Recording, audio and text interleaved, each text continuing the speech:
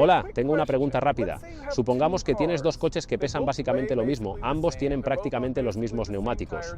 Uno tiene 755 caballos de fuerza y el otro tiene 670 caballos de fuerza. ¿Cuál será más rápido en alcanzar 60 millas por hora? Bueno, claramente el que tiene más potencia, ¿verdad? Incorrecto. Hey, pregunta rápida. Digamos que tienes dos motores V8. Uno de ellos es un poco más pequeño, con 5.5 litros y es atmosférico. Luego tomas ese motor y lo haces un poco más grande, ahora tienes un V8 de 6.2 litros y le añades un compresor. ¿Cuál generará más potencia? Bueno, motor más grande y compresor, ambos significan más potencia, ¿verdad? Incorrecto. Una pregunta rápida. ¿Tienes un motor atmosférico que alcanza muchas revoluciones por minuto o un motor sobrealimentado que no llega tan alto en revoluciones? ¿Cuál tendrá una curva de par más amplia y plana? Por lo general, los motores atmosféricos son bastante puntuales, así que será el motor sobrealimentado que extienda toda la curva, ¿verdad? Incorrecto. Ok, una pregunta más. Digamos que tienes dos motores. Uno genera 650 caballos de fuerza y el otro genera 670 caballos de fuerza. ¿Cuál de ellos estará usando un 25% más de combustible para lograrlo? Honestamente, no debería ser ninguno de los dos, ¿verdad? Ambos tienen una potencia muy similar, pero sorprendentemente has captado el punto en este punto. Es el que tiene menos potencia, el que usa significativamente más combustible. Hola a todos y bienvenidos a este video en el que nos encontramos en el Corvette C06, la última generación del C06. Creo que algo a lo que estamos acostumbrados como entusiastas de los Corvette es que a medida que avanzas a través de las diferentes generaciones de vehículos, mejoras un poco cada vez, te vuelves ligeramente mejor cada vez, pero el motor de combustión está algo agotado en este punto, ¿verdad? Hemos descubierto muchas de sus tecnologías, lo hemos acercado mucho a su máximo rendimiento y máxima eficiencia, por lo que es muy raro que veamos estos saltos monumentales en rendimiento al pasar de una generación a la siguiente. ¿Sabes que hay alrededor de 5 años entre cada generación? Bueno, ese no es el caso con el Corvette C8 en comparación con el C7. Así que quiero analizar estas 4 preguntas con las que comencé al principio del video y examinar una tecnología clave que ayuda con cada una de esas preguntas. Así que empecemos con eso, el 0 a 60. ¿Cómo es posible que el Corvette C8 C06 sea más rápido que el C7 CR1, que tenía significativamente más potencia? Bueno, echemos un vistazo al Corvette C7 y analicémoslo por un momento. Digamos que sabemos cuál es la distancia entre ejes y sabemos que tiene una distribución de peso de aproximadamente 50-50 y supongamos que el centro de gravedad está a unas 17.5 pulgadas del suelo y digamos que nuestros neumáticos tienen un coeficiente de fricción de 1.3, muy adherentes. Genial. Si hacemos un poco de matemáticas para analizar este vehículo con estas dimensiones, podemos descubrir que el tiempo teórico máximo de 0 a 60 es de aproximadamente 3.3 segundos con una aceleración máxima de alrededor de 0.83 g. Así que, sin importar cuánta potencia le arrojes, puedes decir, mira, tenemos este hermoso Corvette, no importa cuánta potencia, 10.000 caballos de fuerza, no importa, no será más rápido que esos 3.3 segundos según este cálculo. Bueno, ¿qué obtuvo Car and Driver para el 0.60 del anterior CR1? Alrededor de 3.3 segundos, ¿verdad? Los cálculos cuadran. Entonces puedes decir, o el departamento de marketing puede decir, vamos a arrojar más potencia a esto, la gente quiere más potencia, y sí, eso ayuda con la velocidad máxima, ayuda con la aceleración a velocidades muy altas, pero en el rango útil en el que conducirías el automóvil es posible que no notes realmente ninguna mejora. Así que lanzar más potencia no es necesariamente la mejor solución para tratar de hacer que un automóvil funcione mejor. Ahora, tomemos ese mismo Corvette C7 con una distribución de peso del 50-50 y pongamos el motor en la parte trasera. Lo único que hemos hecho es cambiar la distribución de peso de 50-50 a aproximadamente 40-60, con alrededor del 60% del peso en la parte trasera. Puede que no suene como una gran diferencia, pero si observas la aceleración teórica máxima, hemos pasado de unos 3.3 segundos a unos 2.8 segundos, con una aceleración máxima ahora cercana a 1 g, manteniendo todas las demás variables iguales. Todo lo que hemos hecho es cambiar la distribución de peso. Entonces, ¿cuál es el tiempo de 0 a 60 que obtuvo Car and Driver con el nuevo CT06? Alrededor de 2.8 segundos. Nuevamente, los cálculos cuadran y esto es algo en lo que la ubicación del peso importa en un automóvil de tracción trasera en cuanto al rendimiento que obtendrás en línea recta. Entonces, me encanta esto porque muestra el poder de la ingeniería inteligente. No simplemente dices, bueno, tenemos una nueva variante ahora con 808 caballos de fuerza y de repente es mejor, ¿verdad? Porque si miras los números, quizás en en realidad no sea mejor en términos de rendimiento. En este caso, el rendimiento es dramáticamente mejor y, sin embargo, no hay una diferencia significativa en la potencia en comparación con la generación anterior. Entonces, hablemos de esa diferencia de potencia. Es una locura, ¿verdad? El CT06 anterior tenía un motor más grande y sobrealimentado, y ahora está produciendo menos caballos de fuerza. ¿Por qué demonios es eso? Bueno, parte de la razón es una tecnología revolucionaria llamada doble árbol de levas en cabeza, donde en realidad colocas dos árboles de levas en la culata y te permite tener algo así como 4 válvulas por cilindro, algo inaudito en el mundo automotriz. Ahora, hay muchas razones, ¿verdad? El poder no proviene de una sola cosa pequeña, hay muchas razones y muchos cambios iterativos que hicieron en este motor para que produzca tanta potencia. Pero uno de los más importantes y el principal del que quiero hablar es que gira a muy alto régimen. Y eso es realmente emocionante. Tiene un alto límite de revoluciones, alrededor de 8.600 RPM. Esta cosa grita y sabes que obtienes la potencia máxima a 8.400 RPM, que son 670 caballos de fuerza. Ahora, para lograr esto, necesitas hacer algunos cambios en ese motor. Y creo que uno de los más comunes de los que a la gente le gusta hablar es el cigüeñal plano frente al cigüeñal plano cruzado. Y eso es cierto, este tiene un cigüeñal plano, pero, ¿sabes? El BMW E92 M3 tenía un V8 de cigüeñal cruzado que alcanzaba las 8.300 RPM cuando estaba produciendo potencia máxima. Esto está produciendo potencia máxima a 8.400 RPM, básicamente lo mismo, uno es cigüeñal plano y el otro es cigüeñal cruzado. Así que el cigüeñal plano frente al cigüeñal cruzado por sí solo no necesariamente significa que uno pueda girar a altas revoluciones. Bueno, ¿cuál es entonces la ventaja del cigüeñal plano? Bueno, generalmente se asocian con motores de revoluciones muy libres que tienen que girar muy rápido. ¿Y por qué es eso? Bueno, es porque tienen cigüeñales más ligeros. ¿Por qué tienen cigüeñales más ligeros? Bueno, esto se reduce al equilibrio del motor entre un cigüeñal cruzado y un cigüeñal plano. Tengo un video que explica esto en detalle, pero básicamente en un cigüeñal cruzado tienes tus pasadores del cigüeñal en ángulos de 90 grados y como resultado tus fuerzas primarias y secundarias se equilibran, lo cual es muy bueno. Sin embargo, hay un momento de balanceo en el que si lo miras como un motor en línea de 4 cilindros, ese motor en línea de 4 cilindros quiere balancearse de un lado a otro. Así que con un V8 de cigüeñal cruzado tienes 2 de estos 4 cilindros que quieren vibrar de esa manera, lamentablemente. ¿Cómo se soluciona eso? Bueno, se utilizan contrapesos en el cigüeñal y se puede eliminar ese momento de balanceo. Genial, ahora tienes un motor que gira muy suavemente, pero desafortunadamente eso significa que tienes un cigüeñal pesado, por lo que no es tan libre en las revoluciones. Ahora, con un cigüeñal cruzado, tienes tus pistones como si estuvieras mirando un motor de 4 cilindros, donde van todos en línea. Tienes una división de 180 grados entre tus pasadores del cigüeñal y como resultado parece un cigüeñal plano cuando lo miras desde el lado. Vaya, un nombre inteligente.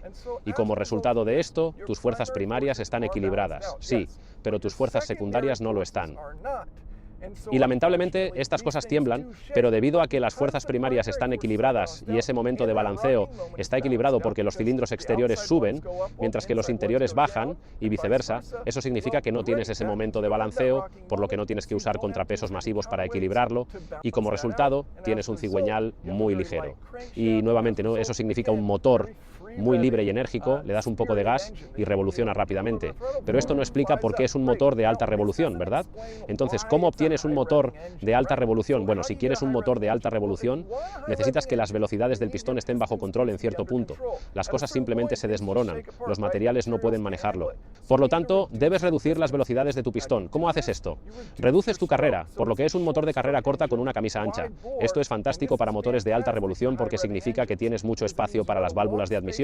Puedes obtener mucho aire y debido a que tu carrera es tan corta, significa que puedes mantener las velocidades de tu pistón bajas y girar a altas revoluciones. Claro, es importante tener componentes livianos aquí y Chevrolet lo hizo de esta manera: pistones livianos, bielas livianas y cigüeñal liviano. Entonces, la clave para generar toda esa potencia es que estás girando a revoluciones realmente altas, lo que significa que estás inhalando más aire en el motor y cuanto más alto gires, más potencia generas. La potencia es igual al par motor por las RPM. Entonces, como la potencia es una función del par motor por las RPM, cuanto más altas sean las RPM, más potencia generas, siempre y cuando puedas mantener el par motor. Y este motor tiene algunas características realmente impresionantes para lograr una eficiencia volumétrica del 110%, lo que significa que está introduciendo más aire en el motor de lo que tiene esa presión atmosférica y está a merced de la presión atmosférica. Está confiando en la presión atmosférica para determinar cuánto aire puede ingresar al motor y, sin embargo, logra ingresar aproximadamente un 10% más, como un pequeño turbocompresor. Muy interesante. Very cool. Bien, la historia de la admisión nos lleva a una discusión muy interesante sobre las curvas de par motor. Básicamente lo que deseas es que la curva de par motor sea lo más ancha y plana posible. Con motores sobrealimentados, especialmente los motores turboalimentados, esto es mucho más fácil de lograr porque puedes controlar la cantidad de presión de sobrealimentación que ingresa al motor y al controlarla puedes tener más presión en algunas partes y menos en otras, logrando así una curva de par motor suavemente plana, y lo verás en muchos motores turboalimentados. La historia es similar con los motores sobrealimentados, aunque no es tan simple como con los turbocompresores, ya que no tienes una válvula de derivación como en los turbocompresores, pero tienes una válvula de derivación y puedes liberar parte de esa sobrealimentación para lograr nuevamente una curva de par motor más plana y más amplia. Entonces, ¿cómo diablos logra este motor atmosférico que tenemos ahora el desafío de que no puedes controlar el impulso, ¿verdad? Estás a merced de la madre naturaleza, cualquier presión que haya afuera es lo que tienes que enfrentar. Por lo general, tienen un punto en el que son más eficientes y la curva de torque disminuye en el lado izquierdo y derecho de ese punto. Entonces, cuando observas la curva de torque de este CT06, ¿cómo diablos es básicamente plana por encima de las 4000 RPM hasta la línea roja? Quiero decir, es una curva de torque hermosa. Y si miras el CT06 anterior, que estaba sobrealimentado, es mucho más puntiagudo en comparación. Puedes superponerlos uno al lado del otro y es una vista realmente interesante de lo bien lograda que está la curva de torque con este CT06, el nuevo CT06 con un motor atmosférico. ¿Y cómo diablos lograron esto? Si no tienes variables no puedes lograr esto. Tiene que haber pequeños puntos con los que puedas jugar, pequeñas palancas que puedas manipular para ajustar esta curva de torque, como lo haces con un motor sobrealimentado o un motor alimentado. En este caso tienes variables en tu colector de admisión, 3 de ellas de hecho, por lo que tienes 3 correas de ajuste de admisión, 2 de las cuales están conectadas. Esto te brinda 4 opciones posibles con estas válvulas de ajuste de admisión. Puedes tenerlas todas cerradas, puedes tener una abierta, puedes tener 2 abiertas o puedes tenerlas todas abiertas. Dentro de la cámara de admisión tendrás estas ondas de presión rebotando y al utilizar estas válvulas de admisión, estas ondas de presión varían a diferentes RPM, serán ideales a ciertas RPM con una configuración y serán ideales a diferentes RPM con otra configuración. En realidad, GM nos muestra esta curva, que es un gráfico absolutamente hermoso de ver. Lo que estás viendo es que la línea negra es la curva de torque final, pero las otras líneas punteadas te muestran cuáles son las diferentes opciones al tener todas las válvulas cerradas, una de ellas abierta, 2 de ellas abiertas o todas abiertas, y puedes ver lo que GM hizo es simplemente ensamblar diferentes partes para obtener la curva de torque máxima. Comienza con todas cerradas, luego se abre una de ellas, cierra esa y abre 2, luego abre todas y después cierra todas. Nuevamente puedes mirar ese gráfico y ver cómo sigue la curva de torque ideal utilizando estas configuraciones diferentes, aprovechando esas ondas de presión que rebotan dentro de esa cámara de admisión. Es extremadamente interesante y no, este no es el primer motor en utilizar este tipo de tecnología, pero es muy interesante verla implementada y es especialmente emocionante ver el gráfico real de las diferentes opciones y cómo eso cambia lo que sería la curva de torque general.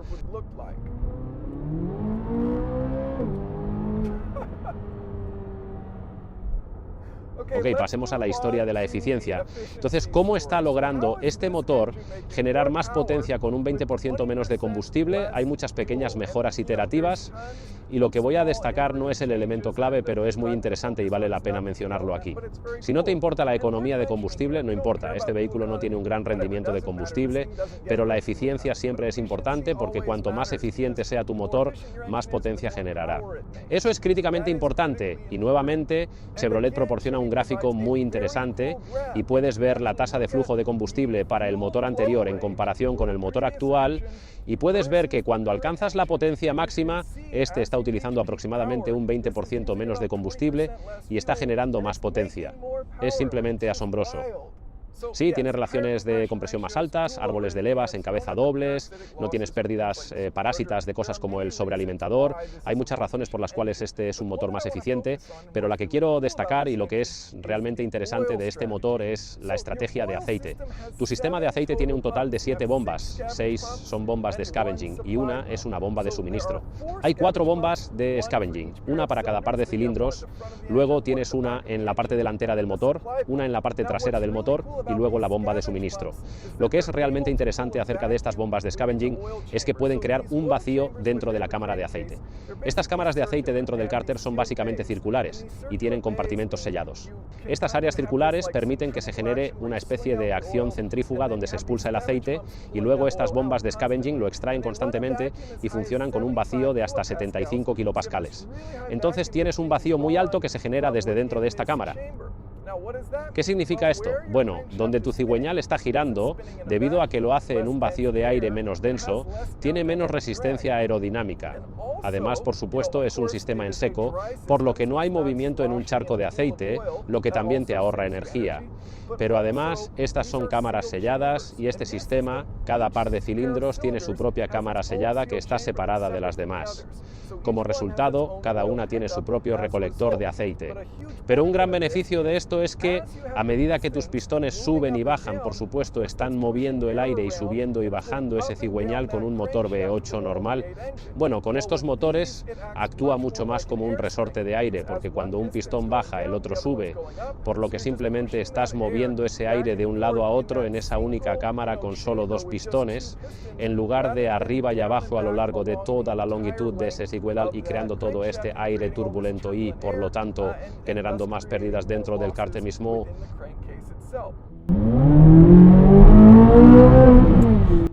Entonces, ¿cómo es conducirlo? Intencionadamente no he pasado mucho tiempo hablando de esto, y eso se debe a que este vehículo tiene neumáticos extremadamente adherentes, tiene una tonelada de agarre y una gran potencia, y simplemente no voy a acercarme ni remotamente al límite en carreteras públicas si quiero ser un poco responsable. Así que, si realmente quieres disfrutar de este vehículo, necesitas llevarlo a un circuito. Dicho esto, si tuviera que compararlo con el C06 anterior, las cosas que vienen a la mente, en resumen más rápido, es que el Z06 anterior era violento e inestable, mientras que este Z06 sigue siendo violento pero estable. Esa es la forma más rápida y sencilla de describirlo.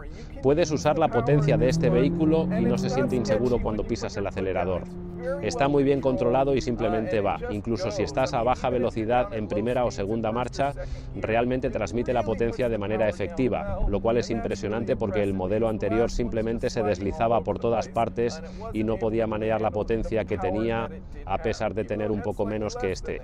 La entrega de potencia es excepcional. Otra cosa divertida que hacen es que puedes mantener ambos paletas en punto muerto y simplemente. Vamos a acelerar el motor en vacío de nuevo para que puedas tener una idea de cómo sube rápidamente ese cigüeñal plano a esa RPM máxima. Es solo un juguete, ya sabes, que han incluido para que puedas presumir cuando adelantas a alguien en lugar de pitar, puedes darles un poco. En cuanto a la mayoría de las entradas, me gusta. Cuando me subí por primera vez pensé que la dirección se sentía un poco ligera, especialmente a bajas velocidades, pero está bien. A medida que he conducido en carreteras mejores, he notado que de hecho tiene una buena sensación en la dirección, así que me gusta la dirección. Amo el acelerador. Quiero decir, aquí está la cosa, los motores atmosféricos son simplemente los mejores cuando están hechos correctamente. ¿Es tan asombroso tener esa respuesta inmediata? Por supuesto, aquí tienes que esperar por esta marcha, pero una vez que estás en la marcha que te gusta, oh, hombre, y de nuevo hay una naturaleza violenta en ello, ¿verdad? No es esta cosa ligera, puramente refinada, hay una violencia en ello que es muy emocionante y sin embargo lo manejas realmente bien, por lo que no sientes que estás fuera de control, pero todavía hay esta naturaleza violenta y vibrante en esta bestia, muy parecida a un motor de coche de carreras, y eso se debe en parte a que proviene de un coche de carreras y el motor es simplemente una cosa hermosa en esta máquina. Me gustan los frenos, son de frenado por cable. Sé que algunas personas tienen opiniones mixtas al respecto, pero sinceramente me gusta mucho la sensación. Es progresiva cuando pisas el pedal, no se necesita mucho recorrido y obtienes un frenado realmente bueno. Me gustan los frenos, me gusta el acelerador, me gusta la dirección, la transmisión, a veces se confunde un poco y tarda un poco en cambiar de marcha. Nuevamente, si simplemente pones el modo deportivo y estás volando por ahí, dejando que el automático haga prácticamente todo lo que quieres que haga, lo hará muy bien. Donde he notado esto, especialmente si estás en modo turismo, incluso en modo deportivo a veces, es que a veces simplemente te coge un poco desprevenido cuando quieres cambiar de marcha y tarda un poco en hacerlo. Es raro y, nuevamente, si ya vas a toda velocidad en ese escenario, funciona muy bien y eso es realmente lo que quieres. Pero hay momentos en los que la transmisión, he estado en otros autos que lo hacen mejor, en cualquier momento lo cambias y está inmediatamente en el lugar adecuado. Mientras que en este, a veces hay un retraso, dependiendo del escenario. Claro, vamos a tomar un momento para escuchar este motor porque...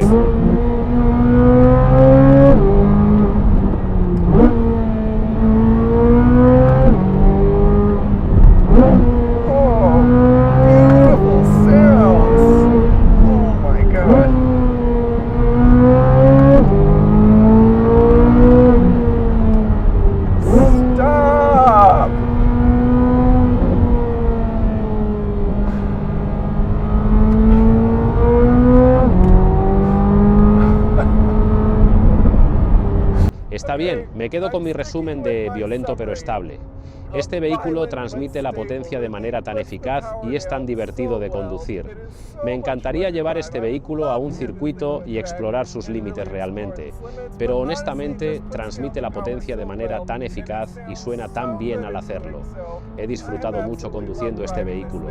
Gracias a todos por vernos. Si tienen alguna pregunta o comentario, no duden en dejarlo abajo.